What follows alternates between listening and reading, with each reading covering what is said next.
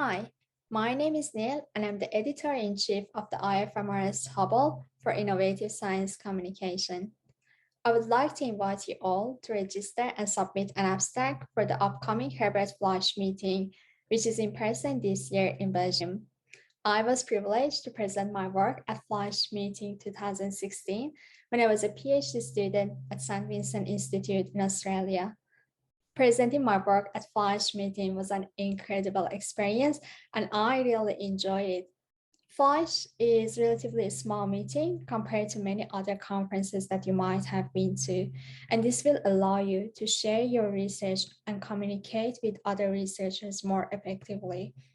You will get a chance to meet the leaders in the field and get feedback from them. You can make new collaborations with other researchers with similar interests, and you will visit Bruges, the beautiful city of chocolate and beer. We are all so excited that this year we can have Fleisch meeting in person after all those COVID lockdowns and virtual meetings.